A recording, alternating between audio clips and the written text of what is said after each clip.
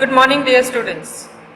Welcome back to our next session of grade standard 10, subject social science, chapter number 4, literary heritage of India.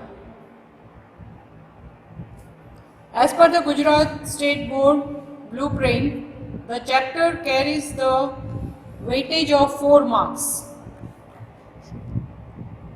So let's start the chapter with the introduction.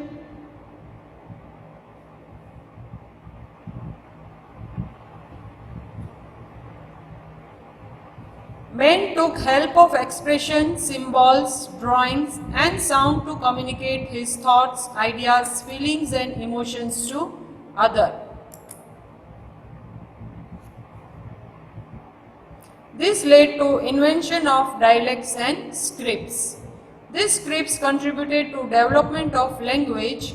Over a period of time, language was being used for expression of thoughts. The constructive use of language led to creation of literature. From ancient time, Indian literature is known for its diversities and uniqueness. Indian scholars divided ancient literature into Vedic and classical literature. Besides this, some folk literature was also popular.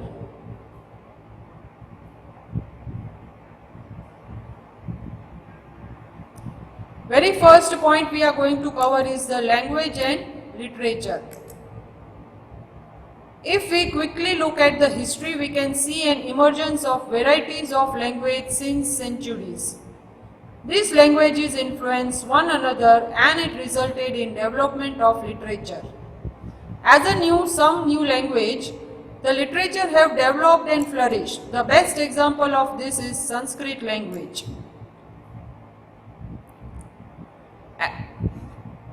Sanskrit language is less in use in present time, but religious ceremonies and worshipping rituals are dealt in Sanskrit language. Generally, language provides opportunity for humans for better expressions and understanding.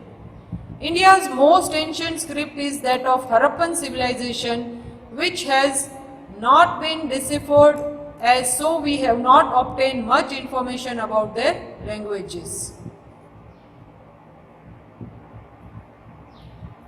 Maharishi Panini was a great Sanskrit grammarian. The most important book of this time is Maharishi Panini's Ashtadhyayi, which is a noteworthy book of Sanskrit grammar of 4th century.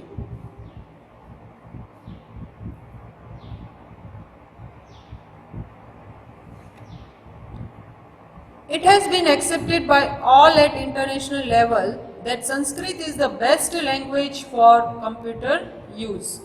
Sanskrit was the chief language for knowledge, science, religion and philosophy.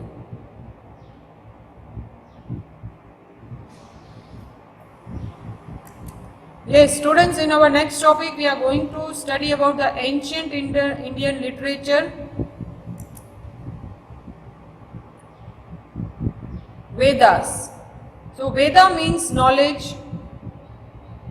There are 4 Vedas. One is Rig Veda, second Sam Veda, third Yajur Veda and fourth Athar Veda. Now we will study in detail about each Vedas. Very first is the Rig Veda. The most ancient book of Indian literature is Rig Veda and it consists of 1028 verses. It is wonderful work divided into 10 divisions. Most of the verses are prayers of God. They were used during the yagnas. Among the verses, those worshipping Usha, that is the goddess of dawn, are fascinating. This work describes political, social, religious matter of Aryans who were residing in region of Sapta Sindhu. Samaveda. 3 other Vedas were also composed after Rig Veda. Out of them, Samveda was composed to focus on process of recitations of verses, hence it is also known as the Gangotri of music. Next is the Yajur Veda. It is also called the Vedas of Yagnas. It is composed in both the form prose and verse. This describes the hymn recited at time of yagnas, the religious practices and rituals.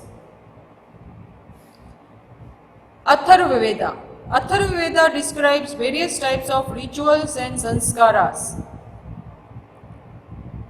Next, Upanishads. The Upanishadic literature gives us vivid descriptions and analysis of beginning of universe, the mystery of life and death, materialistic and spiritual world, etc.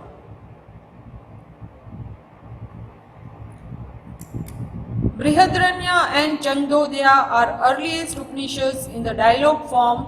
They are 108 in all as mentioned in Muktiko Upanishad.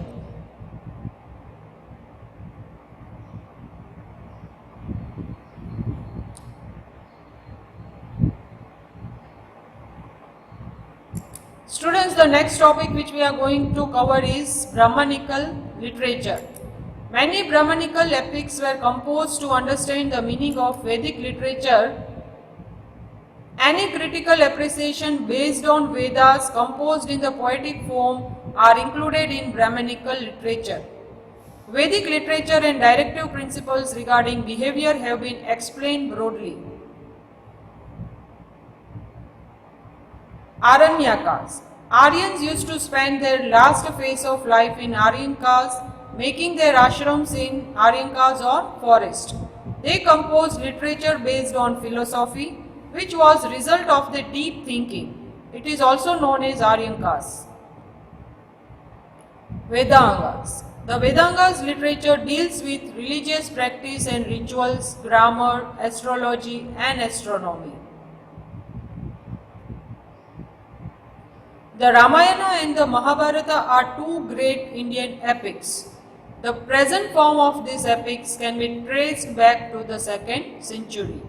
The Ramayana has the story of Ramchandra, the king of Ayodhya. The Ramayana is a smaller epic than the Mahabharata. It narrates many attractive stories of adventure. The Mahabharata is the world's largest epic and has 1 lakh verses. This describes the war between the Kauravas and Pandavas. Besides, it also consists of numerous stories. The Bhagavad Gita, a part of Mahabharata, expounds the deep philosophical principles.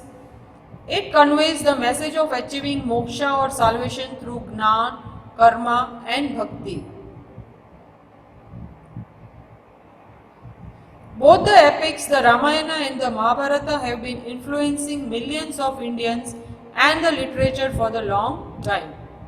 They have implanted motivational seeds of sanskaras in the Indians. During the period of Sanskrit literature was produced, which contained a good combination of religious and worldly aspect of life. The Puranas played an important role in explaining initial Vedic religion of earlier time. During this period, many scriptures and Smritis Granthas were composed. These scriptures dealt with the science and philosophy. For example, Kautilya's Arthashastra is the book of management.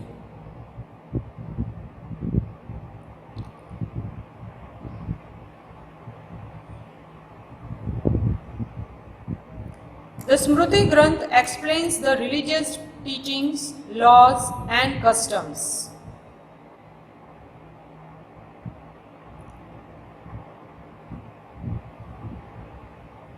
The earlier Buddhist literature was written in Pali. As it is divided into 3 sections, it is known as Tripitaka. It consists of Sukta Pitaka, Vinaya Pitaka and Abhidhamma Pitaka.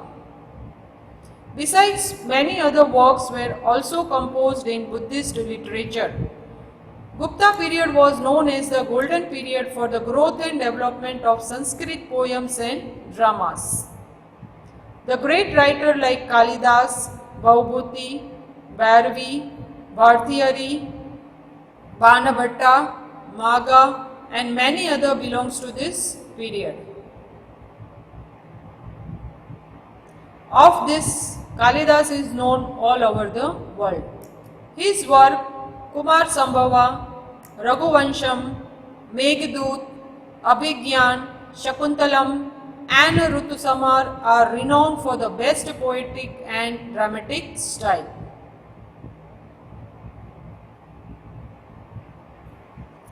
Banna wrote the Kadambari and Harshacharita, a biography of King Harsh. Other works of the periods are Vaubhuti's Uttar Ramcharit, Bharavi's Kirtarijuniyam, Vishakadatta's Mudrakshash, Sudraksh, Mrichikamatikam, and Dandi's Dashakumacharita. The subject of this work were political events, romance, allegories, comedies, and philosophy.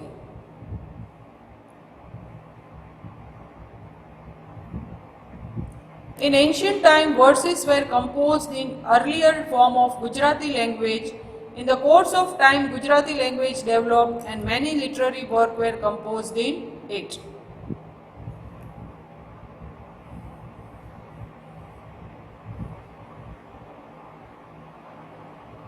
The heritage of Gujarati literature was made prosperous by literary contribution of Narsi Mehta, Mirabai, Daya Ram, Akho, Premchand, Pritam, and others, who composed the beautiful verses, songs, garba, narrative poems, and chappas, etc.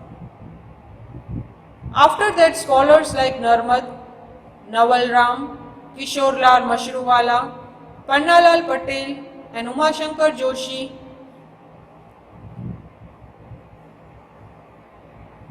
Mahipatram Ruparam, Neelkant Govardharam Tripathi, and other enriched Gujarati literature with their works.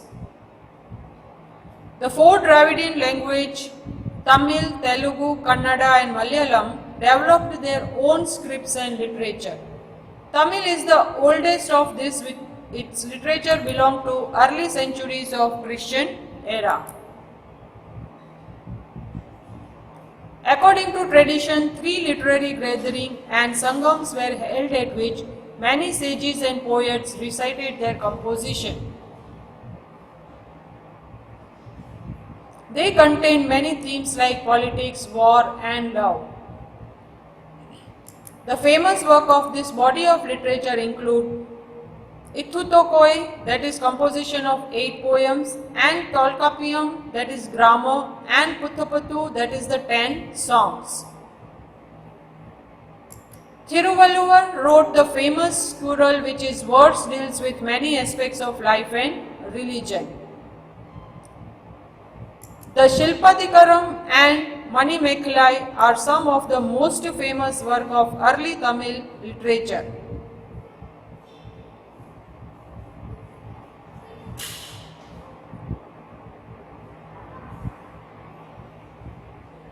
The next topic is, which we are going to discuss, is about the medieval literature which has been flourished in the medieval time. So during the beginning of medieval age in North India, the language of literature was Sanskrit. So the great work were composed.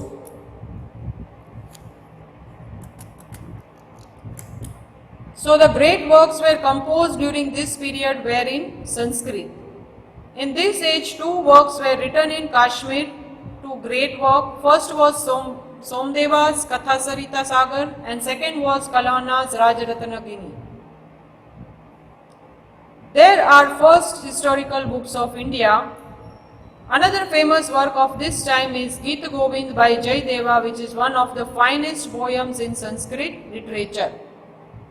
As we have said before, that this was the period when the Apabharam's language had started developing in modern Indian languages. One of the earliest work in an early form of Hindi was Prithviraj Raso by Chand Baradai. The work of that marks the beginning of Hindi literature, deals with heroic deeds of Prithviraj Chauhan. In this time, Sanskrit literature has made great stride in South India. For some times, Jainism influenced Kannada literature. The poet Pampa composed Adipuran and Vikramarjuna Vijayan. The poet Pona wrote Shantipuran, describing the life of 16th Jain Tirthankar. The poet Rana composed 2 books, namely Ajinatham Puram and Gadayudh. The poets, namely Pampa, Pona and Rana, are known as the trio of early Kannada literature. Poet Kamdan composed Ramayana in Tamil language. Apart from this, other famous literary works were written in Tamil language.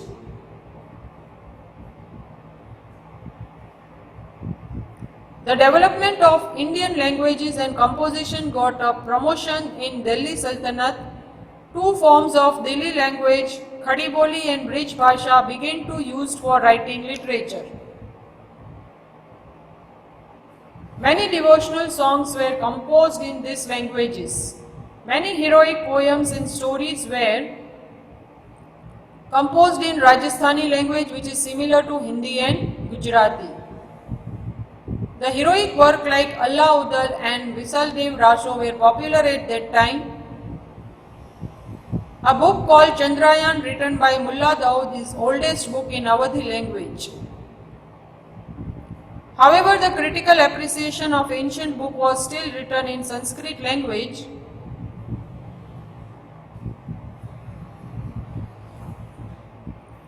Persian was the language of court of Delhi Sultanate.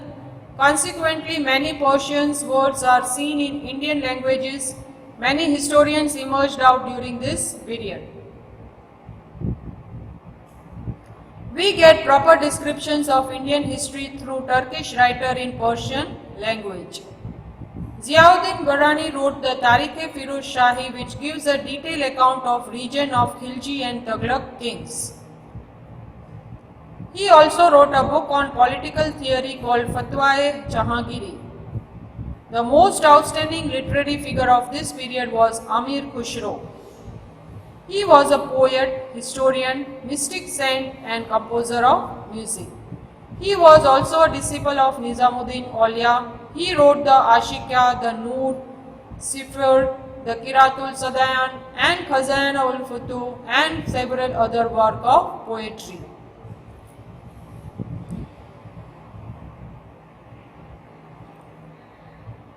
He took great pride of his being an Indian and praised India as a earthly paradise. He praised India's flora fauna, its beauty, its building, its knowledge and learning. He strongly believed that in many respects of essence of Hinduism resemble Islam. He considered Hindavali and the Hindi spoken around the region of Delhi his mother tongue and composed many verses in it. He composed verses in many languages. He wrote number of bilingual quatrains and verses in Hindi and Persian. The healthy tradition started by him continued for centuries after him. The regional king gave great impetus to regional language and literature.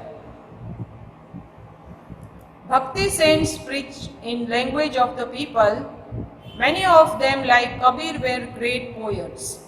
Bhojpuri and Awadhi were the main dialects during those days. The work of Kabir are chiefly composed in Sadhu Khadi. Among them, Kabir's Doha have become a part of folklore. Malik Muhammad Jayashi wrote Padmavat in Awadhi. There are many other poets of Awadh in this period. Moreover, the well-known Ramcharit Manas by Tulsidas was written in Awadhi. There were many other writers of Awadhi language. Besides Hindi language, literature in other language also developed.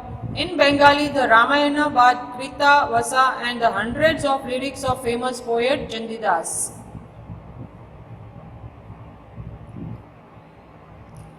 They were written under the patronage of the ruler. With the Saint Chaitanyas, the tradition of writing devotional songs began. Narsi Mehta wrote devotional song in Gujarati and Namdev and Saint Eknath in Marathi. There were important development in Kashmir under Jainul Abidin, under whose patronage many Sanskrit work like Mahabharata and Raj Tarangini were translated into Persian. In the reign of kings of Vijayanagar, Sanskrit literature continued to develop. However, this was an important period for the growth of Telugu literature. Raja Krishna Devarai, the great king of Vijayanagar, was also a Telugu and Sanskrit writer. He wrote the Amukta Malayad. As in art and architecture, the Mughal period also saw a great development in literature. Babur, the first Mughal ruler, was one of the pioneers of Turkish poetry and also the author of a very valuable autobiography, Tuzuke Babur in Turkish, which was later translated into Persian and titled as Babarnama. Gulabadans Begum, sisters of Emperor Humayun, wrote a Humayunama. Jahangir wrote his great autobiography, the Tuzuke Jahangir. Aurangzeb also was a prolific writer, and the last Mughal emperor Bahadur Shah Zafar was a notable Urdu poet. Aurangzeb also was a prolific writer. Hindi literature made significant progress during Akbar's reign. Tulsidas and Surdas wrote in this period. The great poet Keshavdas wrote on love and separation. The great poet Keshavdas wrote on love and separations. Rahim's dohas are still popular all over India.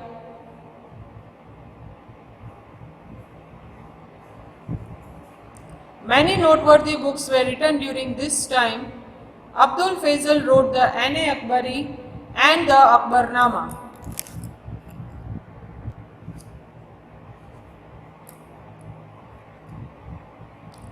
Ane Akbari gives detail of Indian customs, manners, religion, philosophy, economic conditions and almost every aspect of life.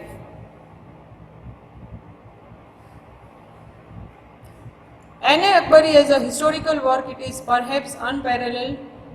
Abul Fazl's brother Faizi was a great Persian poet and he translated many Sanskrit works in Persian. Akbar has established an independent department for translation of Sanskrit works like Mahabharata and the Ramayana, the Arthaveda, the Bhagavad Gita and the Panchtantra. One of the most significant developments during the medieval period was the birth of Urdu language.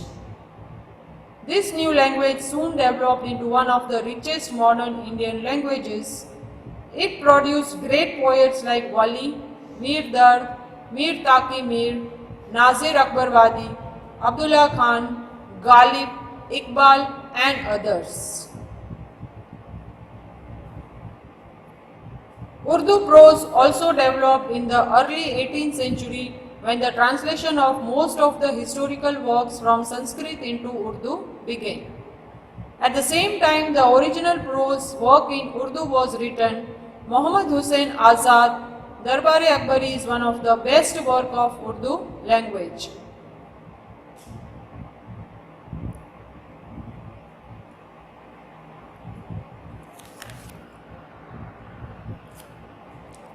Students, now the next topic which we are going to cover is the ancient University of India's.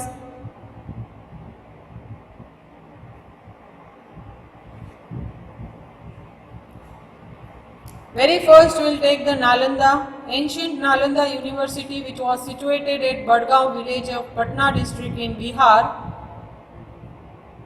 The Nalanda gave more importance in Buddhist and Jain traditions. This ancient university also became pilgrimage of Jain as Mahavir Swami had performed 14 Chaturmas here. In the 5th century, Kumar Gupta had built a monastery here since the fame of Nalanda had increased. There were thousands of priceless treasures of manuscripts. This was a pious place of Indian culture. Students from various parts of the world used to come here for studies. The great traveller Hume Tsang also came here. Today only the ruins of great university remain. But amidst the ruins, one can also visualize the glorious culture of India. A student who passed out from Nalanda was considered the ideal student of India. During 5th to 11th century, education was best at Nalanda. And in India at that time, the best library of world were available. Many students of India and abroad used to come for study and research in library of Takshashila as well as Nalanda universities. Yun Sang took 657 books from here to China. Yun Sang visited in 7th century. There were 7 huge halls or rooms in the university. There were 300 rooms for delivering lectures. Special monasteries were built for dwelling of students. Many villages were donated for university sustenance.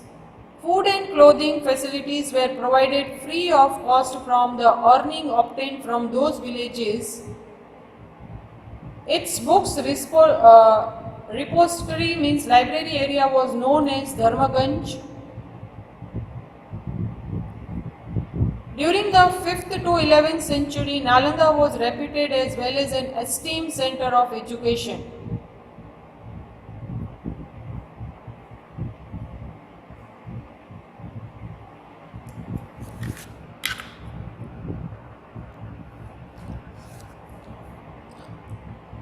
Yes, students, so the next topic, Takshashila University.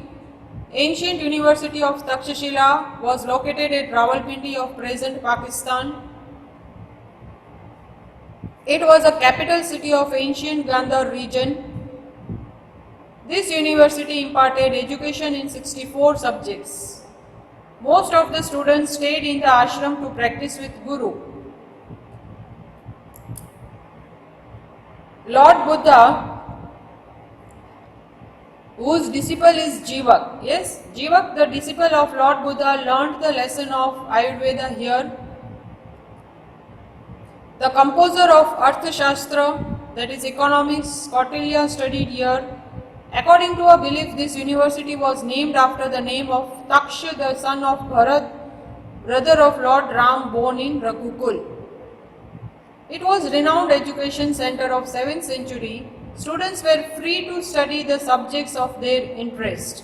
In spite of the limit allotted of 20 students per teacher, they used to teach even more. Students from distant cities like Varanasi, Rajagruha, Mithila and Ujjain overcrowded the university. Prince of Varanasi and Parsenajit, the king of Kaushal, studied here. Also, the great grammarian Panini and expert politician Kautilya got education from this university. Takshashila was the best center for higher education.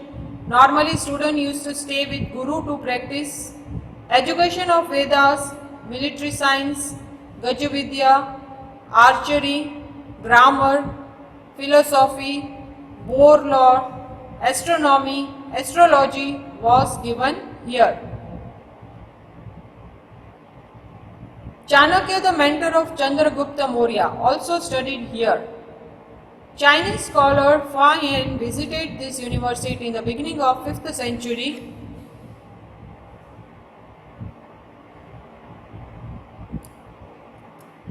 Yes, students, the next topic, Varanasi, that is Kashi, Varanasi University. Varanasi was famous as one of the place of pilgrimage during 7th century and it was also famous education center. It grew as a religious center for the Aryan culture in Upanishadic period. King of Varanasi, Ajatashatru was a great philosopher of Upanishadic age and great supporter of education. It is mentioned in Vyas Samhita that Maharishi Vedvyas had his ashram in Varanasi. Lord Buddha chose Varanasi, a suitable place for the propagation of his preaching. Potent philosopher Adi Shankaracharya had to move to Kashi to adopt the new principles of Vedantas. Vallabhacharya ji and Chaitanya Mahaprabhu ji, the pioneer of Pushti Marg, attained prestige for their Vaishnav sect in Kashi. Majority of scholar families of Punjab had to migrate to Kashi while a few families migrated to Kashmir. Many other princes came for education in Varanasi. Monastery at Sarnath became a famous education center under the patronage of Emperor Ashoka.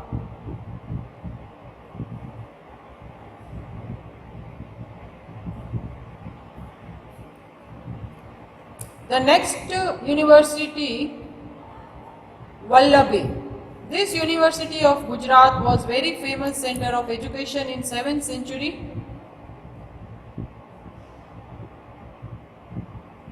There was a significant contribution of contemporary ruler of Vansh dynasty and its people to make Vallabhi a well-renowned and huge center of education.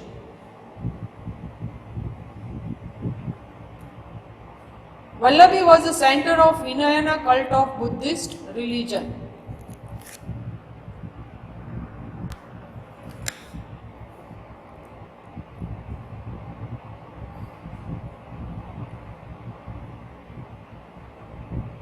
In the middle of 7th century, Buddhist scholars like Sthirmati and Gunmati were the leading principal of Vallabhi.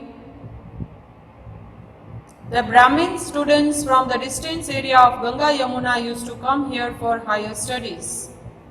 Chinese traveler It Singh noted that Vallabhi competed with the famous education center Nalanda, which was located at the eastern part of India.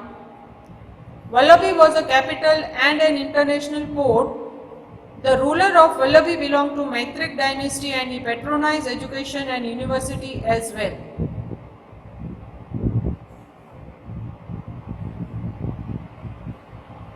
It is also notable that the royal people of Maitreya dynasty were not Buddhist, however they were helping the institution.